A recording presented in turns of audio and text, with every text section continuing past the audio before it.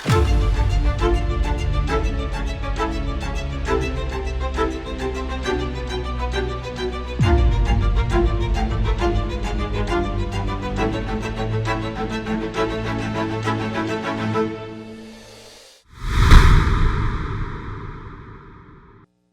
welcome back to another episode of Keep Standing. Listen, before we get started, I want to tell you thank you so much for being a part of these conversations. We've really done our best since day one to try to bring to you some really informative conversations, various leaders from a number of different fields that I hope are going to impact you no matter where you're leading at. I believe that these conversations are going to help make our leadership a little bit stronger. If you're enjoying this content, please do us a big favor. Make sure you like, subscribe, and share with others. If it's benefiting you, I'm pretty sure it'll be a benefit to them. Well, listen, today is a special day. You asked for it and you got it. Today, I don't need any help telling the biographical story of today's guest. She is an author. She is an entrepreneur. She's a doctor. In fact, her journey began in the big city of Denison, Texas. A little bit comical if some of you know exactly where that's at. She gained national attention by becoming the first ever Black homecoming queen at Texas Tech University in 1992.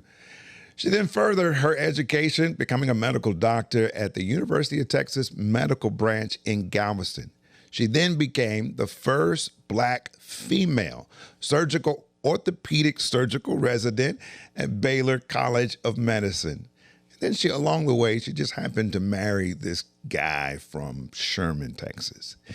She is an incredible leader. She wears a number of different hats. And one of them, by the way, is a first lady. Excited to welcome to the show, my bae. Hey.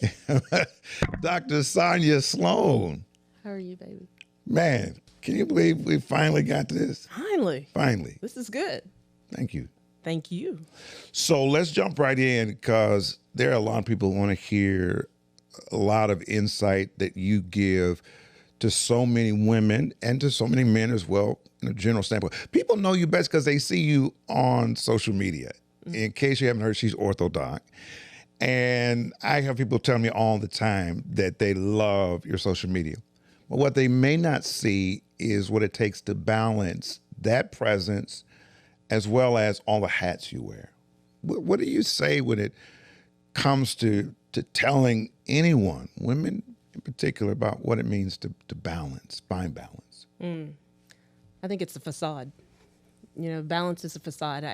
I spoke before about, can women have it all? And specifically, you can have it all at different phases or stages of your life at different times. There's a time to be the professional. There's a time to be the parent. There's a time to be the entrepreneur, or it's a time to just lay down and be still, So it comes in different phases in your life. So the whole idea of balance is a facade, I think, that we tell ourselves we're balanced. At no point in life are you balanced? If you are, I think you're not doing enough, maybe. But I believe the main thing is that women, and others should understand you've got to get help. And that comes in various forms. That comes from the spiritual, the financial, the economic,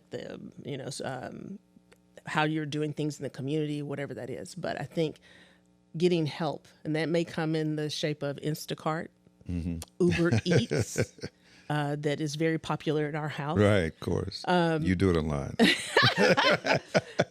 I'll take that. No, it's me. It's me. I admit it is me. But we had a nanny. We hired people. We even to the point of when we had to travel because we together wear so many hats, and so for us to be able to have that cohesiveness.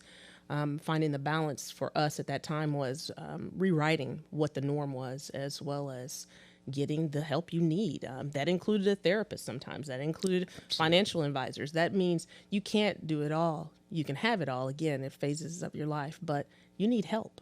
And don't be ashamed to find that help. I think the hardest part for me growing up, you and I both growing up Sherman Denison, small town USA, we both saw very strong, domineering alpha women that made it look like at that time period, what we learned is what we should continue doing. And sometimes you have to rewrite the script. and we learn to rewrite the script to learn what is good for us. I was not the typical stay-at-home mom. Right. You know, Right. I was not the person to cook every night of the week. Getting laundry, I don't mind washing. I hate folding and putting it away. Right. So it's those things of learning how to find someone else to help you, to find the balance, so you can still have the little moments that make life happy for you and the people around you. So, you talk about that, and here's the admission: we're clear, we're still learning, Yeah. and still trying to figure this thing out. I think that's a constant journey. But we operate in a number of different spaces. You operate in a number of different spaces, and as far as our roles, parenting, we really have a lot that we're juggling. Tell us a little bit about, as we're trying to navigate that. What has been that one thing that's kind of kept you solid in navigating this unconventional role? I think it's been you. I mean, for us to be able to communicate back and forth of like, listen, I'm busy this week. I can't deal with it. I can't handle it. You've been instrumental in me being a traveling physician. A lot of people may not realize I'm orthodoc, but after the conventional, 4 years of college and 4 years of medical school, a year of general surgery, a year of research, 5 years of orthopedics, I chose a career to be able to travel and be a doc. So then I could come home and be first lady and entrepreneur and author and speaker and all these other things. But that didn't work unless you were there to pick up the pieces and to hold it together. And, I remember you putting a video up of like, mom's out of town, but we got Italian food, fresh fruit and whatever, which meant pizza and a fruit Right. bowl. But nonetheless, it was those little things that you made it possible for me to do what I do and to be who I am, as well as when you're not around. We wrote the script of, dad's got to go. He's got to go minister. Someone's passed away, or he's got to do a wedding, or he's traveling across the country, whatever. And it wasn't to get mad or get upset. It was like, how do we make this work and still be okay? And, thank God for FaceTime. During the journey of, we went from flip phone to FaceTime, you and I have seen a lot. And I think with time we have evolved. Yeah. But there's never been a right answer at a right time, Absolutely. I don't think there's a perfect way of doing it. And everybody thinks kind of, and maybe even we did this a little bit early on, thinking that it has to be a perfect way, but there is not a perfect way. Yeah, And that's it's a real. discovery. That's real because and don't laugh. That whole perfect thing, I thought I had it together. The whole perfection piece or whatever is like, that's a facade as well. It's not going to be perfect. It never is and never will be. But understanding that and accepting it and changing as things happen, you're better off for it. So let's jump into something I kind of know a little bit about that I think is critical for people to hear from you.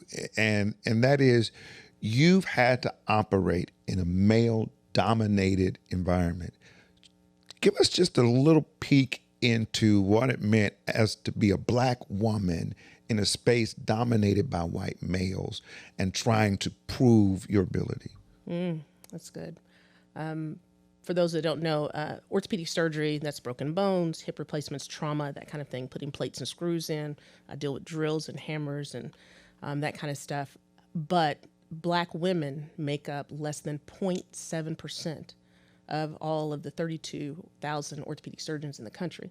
So, at some point, we've been less than the 100. I was number 26 to 30 when I became an orthopedic surgeon once I finished my residency. And that means I was the first Black woman orthopedic surgery trained in Texas, the state of Texas, which a lot of people don't realize. That seems like, oh, that's not bad in 2006, but it was 2006. Yeah. These guys were both sides, good and bad. I had people that were cheering me on, that were my supporters, my mentors, my advocate, which is a total difference than a mentor.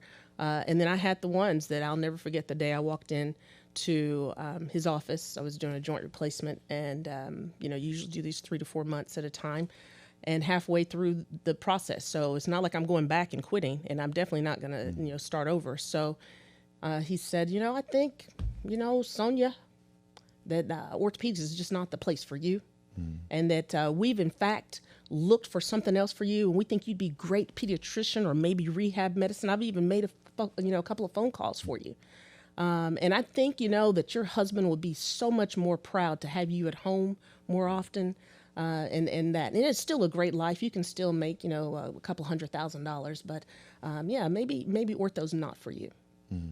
And I remember walking out the door, and I said to him, "Thank you so much for the meeting." And I said, "However, I totally disagree. I won't be going anywhere." And he made my life a living hell the next 3 years, but I stuck to my grounds. And because, again, Black women have to prove themselves above and beyond what most do, I was able to do a research project. I was the only one to get published before I finished orthopedic surgery residency. I got to do a project with NASA for the International Space Station, the IRED, the intermittent resistant exercise device, and it was in publication. So when it was all said and done, I stood head and shoulders above the guys. And that guy sat on the front row when I graduated. You know, he clapped his hands, but has never been a supporter. So again, understanding what you go through sometimes will almost destroy you, but it also makes you better because I learned so much. So that's what I want to dig into. So, you know, I know a lot of things you carry that you didn't share with me, and I know, and I get it now that there was intentionality to that, but there was some emotional weight that many Black women in particular and minority women carry that they don't share. Tell us a little bit about what was it like carrying that emotional burden that you didn't know how to even release or talk about? It still is present. It's triggers, right? There's still triggers, even in going to some of the conferences or anything else. But it's, we talked about this before, weathering, right? It's a constant stress. It is continually there and present in the background, a noise that you hear all the time. It's a look, it's a feeling, it's the imposter syndrome, but you don't think you're an imposter because you've proved yourself to be here, but you know that you're not welcome, you know. So it's all of these things that you carry day in for 6 years, you know, getting up at 4 a.m. and still driving in and praying, God, just let me get through the day. God, just let me get through the day. There were times that I could not say things to you because I knew that you would probably go to jail if I mentioned some of these things and very seriously, you know, the time the guy hit me on the hand with the pickups, you know, and I've told this story later after the book came out, but it was one of those things of like, I need you to know this because I couldn't say it, partly because I didn't want to know how to deal with it. Psychologically abusive, emotionally abusive, verbally abusive, the sexual harassment, the racism, all of those things that you have to carry day in, day out as a woman in a professional field, and specifically a surgical field, that you didn't have many people to help you get through it, especially if you're the first.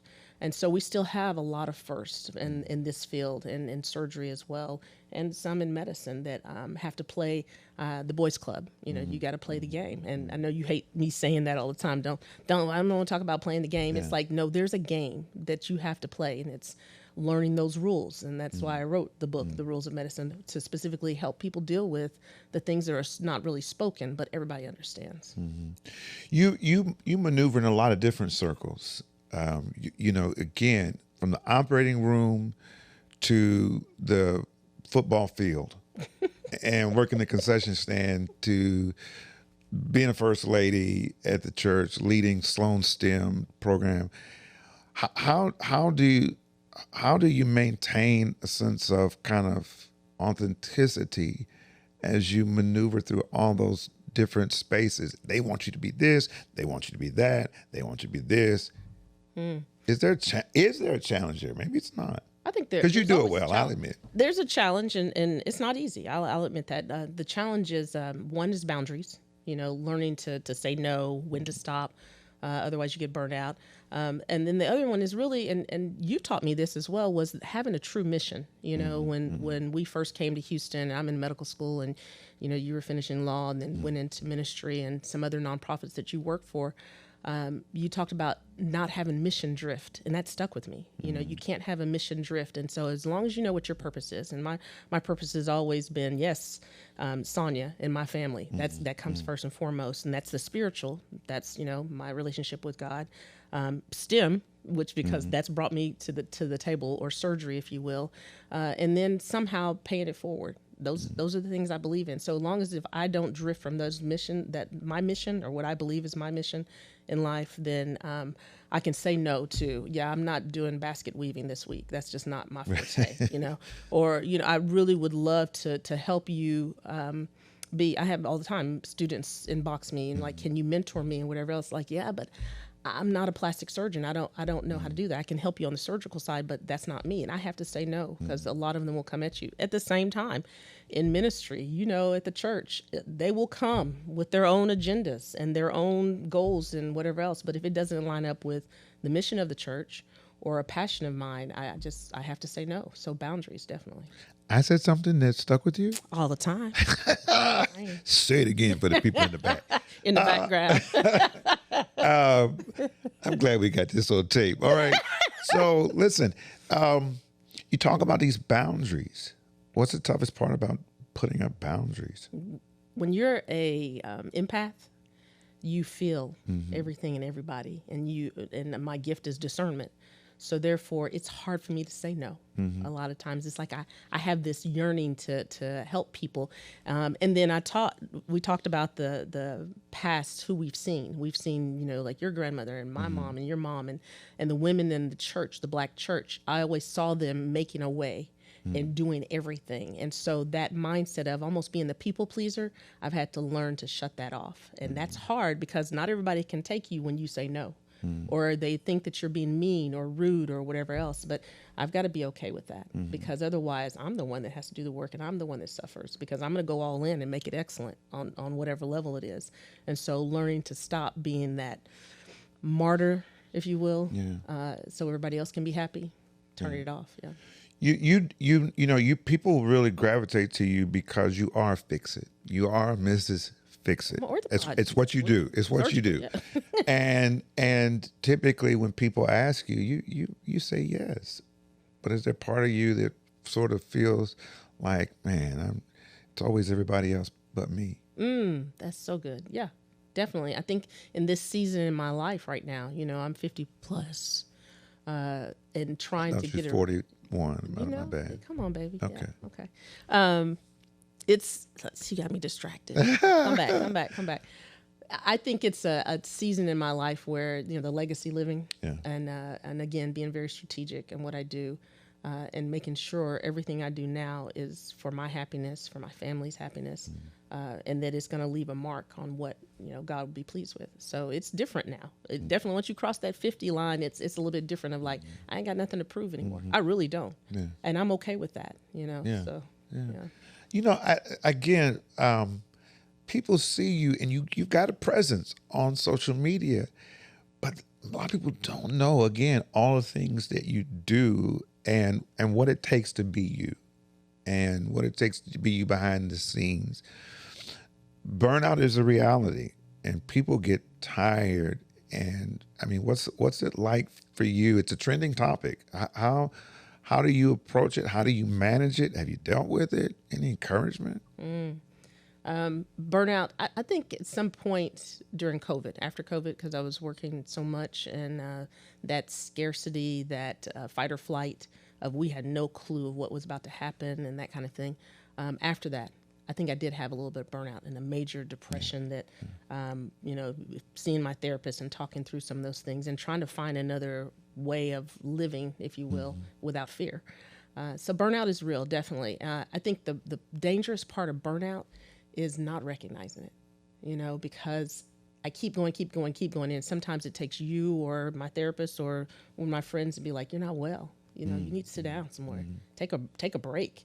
And we have learned to take breaks. You and I, our family, we travel, quite a bit, and you've made sure that that has been at least an annual thing for us, but usually it's 2 or 3 times a year, So for me, that's not just the break. It's like sometimes just really getting away from everybody and everything. One of the best things I ever did was a silent stay.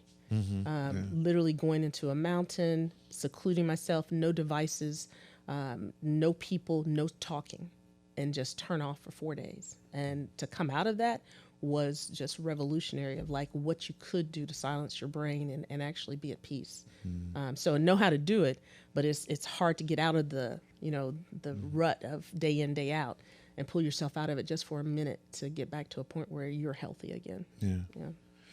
A lot of Black women in particular across the country see you and they see the possibility of what they could be.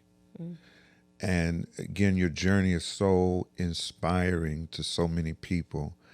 But there's somebody listening today who's saying, "Man, I want to be like orthodoc, Dr. Sonya Sloan, but I'm struggling right here in this season of my life, and I feel like I'm momentum kind of." What's that courageous decision you tell them, "Hey, do this, you'll get through it, you'll make it, and this is how." Is that advice? The best advice that anybody could ever have, I don't care from guru to preacher to me as a person to anybody, is embrace failure. It's in the book. Right. Failure is the greatest teacher, and it's the hardest teacher. And you may not be able to digest it at the time, but accept it and then realize it's going to teach you something major and elevate you to another level that you couldn't have if you would have just stayed the course. So I think that's probably the hardest part when people say, well, I'm not going to make it, it's going to fail or whatever else. It's okay, because you learn a lot of things about yourself and what you're willing to do, what you can do, and your own expectations. And then it teaches you to even dream bigger, because a lot of times we're stifled by what we see and we can't think outside the box. And so many times it takes that break. Literally, I do bones, right? The whole thing of breaking a bone is like it heals stronger when you finally put it back together, or you put a rod or screws or whatever else. It's actually stronger, so much so that usually if it breaks again, it's going to break above or below where it was fixed. And so I think that's much like life. When you get broken, don't take it as a bad thing. Take it and keep moving. It may humble you. God is going to humble you. I mean, to the point of tears and desperation and depression or whatever else. But know that on the other side, there's some major lessons that you're going to learn, that you're going to thrive. And then again, the pay it forward is teach somebody else what you just learned, because that's how we keep going, right? Our culture, our community, we as women, black people, you got to keep going and pay it forward. Yeah, you come from a long line, a legacy of people who have survived and who've thrived.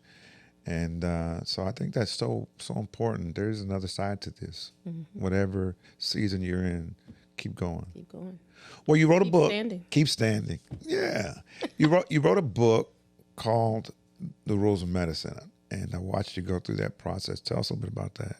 So The Rules of Medicine is a medical professional's guide to success. And growing up, I never saw a black doctor. I never saw a female doctor. So small town Denison, 23,000 people. It took me getting hurt, when I was running track to see an orthopedic surgeon that said, you could do this. I was like, oh, cool.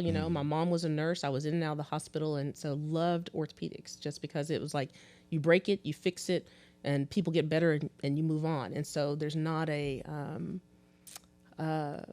undertone of chronicity, like diabetes or hypertension. And so that's why I love orthopedics so much. But so I get into the field and realize, like, wait, there's not a whole bunch of women. Wait, there are no blacks. And it wasn't really until after the fact that I understood what that was and what that meant. Because when you get into medicine and you're so excited and you're so thrilled and, I'm a doctor, I'm an MD, and, I'm a surgeon or whatever else, and you forget everybody's not happy that you're there. And everyone doesn't want you to succeed. And everyone's not going to tell you how to do that blueprint, that roadmap. And so my pay it forward, which is Rule 34 in the book, the final one, is basically, how do I give back my legacy to the 16,000 orthopedic surgeons each year, the 200,000 medical students or whatever each year. How do I tell them, you can keep going? Rule number 1 is trust no one, because not everybody's on your side. Rule number 2, you got to listen. Rule number 4, do you know the janitor's name? It's about respect. Rule number 21 is karma's a bitch. So what comes back, it's going to get you. And then rule number 29, I believe, is God is everything. Miracles do happen. I've seen it. So with all of that, it was just my gift back to medicine to say, you know what? Been there, done that, but you can get through it. Yeah. How can we find that book? So The Rules of Medicine is on Amazon. It's in bookstores, different places that you can buy online. My website, it's sonyasloanmd.com. And then you can even just, hit me up. And well, how can they? I mean, how can we follow you? Because again, you're on all the platforms. I am Sonya Sloan, MD, on all platforms. So, yeah. That's TikTok, Facebook, Instagram, Blue Sky, Substack. I am not on Twitter, so Yeah. Well, X nowadays. yeah, we don't even go there. Yeah. Yeah. Not me either, really. But listen, I've heard you probably want to follow her on TikTok. I've heard she's very active there, and it's a different side of you. Yeah, Yeah, definitely. Yeah, it's a fun When people side. at church come up, they say, I follow you. I'm like, wait, where do you follow me? Right? Yeah. Because, Facebook is sort of the church group that follows me. Instagram is sort of my, friends and family and close people. TikTok is the, this is not for everybody. Right. Right. Everybody. Yeah. There's a warning label on that. Definitely. You may see a little bit in Well, listen, I can't thank you enough, baby. This has been good. Yeah. I mean, it's so good that we probably ought to run it back. Run it back. Let's do it again.